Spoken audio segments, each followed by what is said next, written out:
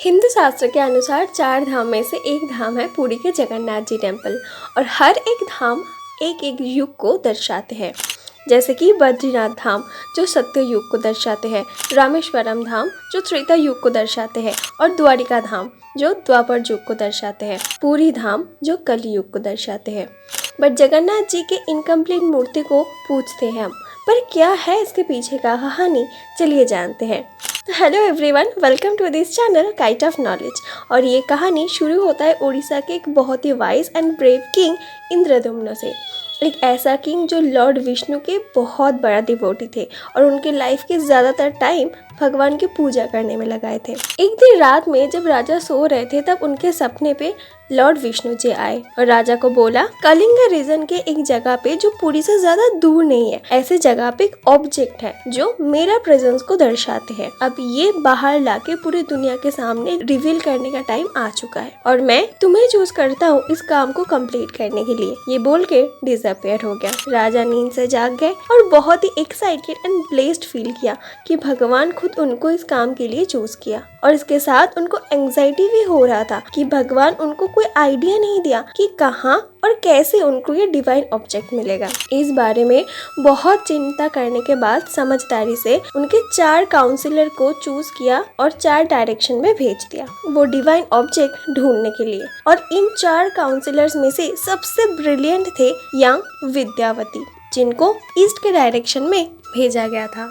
थोड़ा सा दूर जाने के बाद विद्यावती जंगल में खो गए और बहुत डेस्परेटली रास्ता ढूंढने लगे, पर रास्ता नहीं मिला। तब उनको कुछ लड़की के बात करने का आवाज आया। तब विद्यावती को देखा और रुक के पूछने लगे उनके बारे में। विद्यावती जवाब दिया और बोला कि इंद्रदम्न के काउंसिलर है विद्यावती और जंगल के रास्ते में खो गए और अब जंगल से बाहर नहीं जा पा रहे। तब एक लड़की मुस्कुरा के बोला, मैं ललिता, ब्रेव और नोबेल सवार ट्राइबल चीफ विश्ववसु की लड़की, हमारे साथ आइए, मैं आपको मेरे फादर से मिलाती हूँ, वो आपका केयर लेंगे।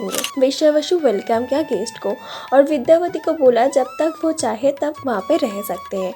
और ट्राइबल चीफ भी विष्णु भगवान के बहुत बड़ा डिवोटी थे, तो उनके साथ विद्यावती का स्पिरिचुअल और रिलीजियन एस्पेक्ट्स में डिस्कस करना अच्छा लगने लगा। एक दिन ट्राइबल चीफ विद्यावती के पास आए उनके लड़की ललिता के साथ विद्यावती के शादी करने का प्रपोजल लेके। विद्यावती इस प्रपोजल से बहुत ही खुश हुआ एंड ऐसे ही ललिता और विद्यावती का शादी हो गया। उनको राजा से मिला हुआ काम तब तक खत्म नहीं हुआ था। कुछ दिन बाद विद्यावती नोटिस किया उनके फादर इन लॉ या ट्राइबल चीफ रोज सुबह सनराइज होने के पहले कहीं पे जाते हैं हाथ में फूल लेके और 1 घंटे बाद वापस आता है। विद्यावती ललिता से पूछा इस बारे में। ललिता बता दिया कि उनके फादर जंगल में एक केव में जाता है जहाँ एक डिवाइन ऑब्जेक्ट रखा हुआ है और उनके फैमिली ट्रेडिशन के अनुसार सिर्फ घर के बड़ा बेटा के अलावा और कोई इस केव में जाना अलाउड नहीं है। विद्यावती बहुत बार ललिता को बोल के उनके फादर से परमिशन लेने के लिए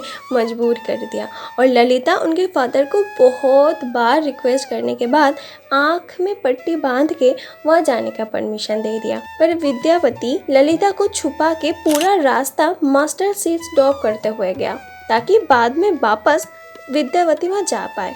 उस केव में पहुंच के ललिता विद्यावती का आँख के पट्टी हटा दिया और विद्यावती देखा स्टोन कैस्केड टाइप में है जिसमें से एक ब्लूइश गोल्डन कलर का लाइट बाहर आ रहा है। विद्यावती ये देख के वहाँ पे लॉर्ड विष्णु जी का प्रेजेंस फील किया और जल्दी से किंग इंद्रदम्न को ये बात बताने के लिए बेचैन हो गए। तो अगले दिन सुबह ही विद्यावती निकल गए राजा को इन्फॉर्म करने के लिए और पहुँच के सारे बात बताए। उस दिन ही रात में वापस उनका सपना आया और उनको समुद्र किनारे जाने के लिए बोला गया जहाँ एक ऊंट तैरता हुआ आ रहा है और उस ऊंट में ही डिवाइन ऑब्जेक्ट को प्रिजर्व करना है। अगले दिन सुबह राजा समुद्र के किनारे गए विद्यावती और कुछ लोगों के साथ। देखा सच में एक ऊंट तैरता हुआ आ रहा है। सबने मिलकर बहुत कोशिश किया उस ऊंट को पानी से निकालने के लिए, पर किसी से नहीं हुआ। सुबह से शाम हो गया।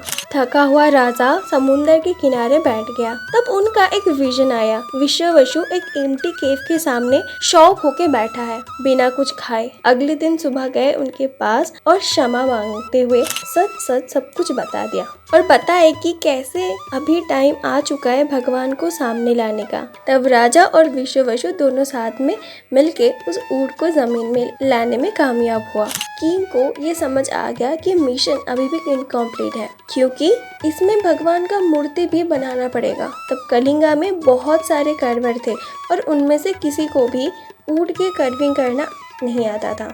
कुछ टाइम बाद एक ओल्ड मैन आया राजा के सामने और बोला, महाराज, मैं ऊंट में से इमेज बना सकता हूँ, पर मेरा एक कंडीशन है कि मैं 21 दिन लूँगा इस काम को कंप्लीट करने के लिए, और इस बीच में कोई भी मेरे साथ मिलने वो वर्कशॉप पे नहीं आ सकते।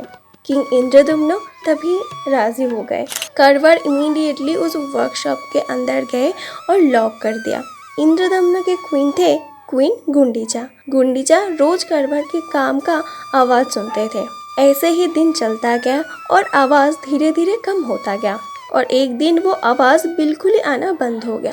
क्वीन गुंडीचा उनके पेशेंस खो दिया और फोर्स किया उस वर्कशॉप के दरवाजा खुलाने के लिए। जैसे ही डोर ओपन हुआ वो ओल्ड कार्वर बिल्कुल शॉक्ड हो गए और वहाँ से गायब हो गया। और ये ओल्ड कार्वर और कोई नहीं, डिवाइन आर्किटेक्ट लॉर्ड विश्वकर्मा थे। राजा इंद्रदुम्न वहाँ पहुँचे और देखा लॉर्ड के इमेज इनकम्प्लीट है।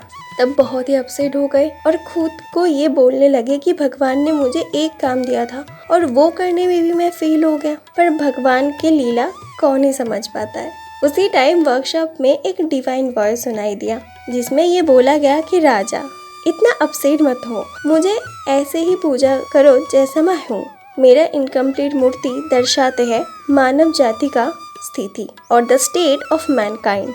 और इसके बाद से जगन्नाथ जी के इनकम्प्लीट फॉर्म ही पूजा करना चालू हुआ, जो आज तक चलता हुआ आ रहा है। तो ये था पूरा कहानी। मिलते हैं ऐसा ही कुछ और कहानी के साथ। तब तक खुश रहे और जगन्नाथ जी की पूजा करते रहे। जय श्री जगन्नाथ जी।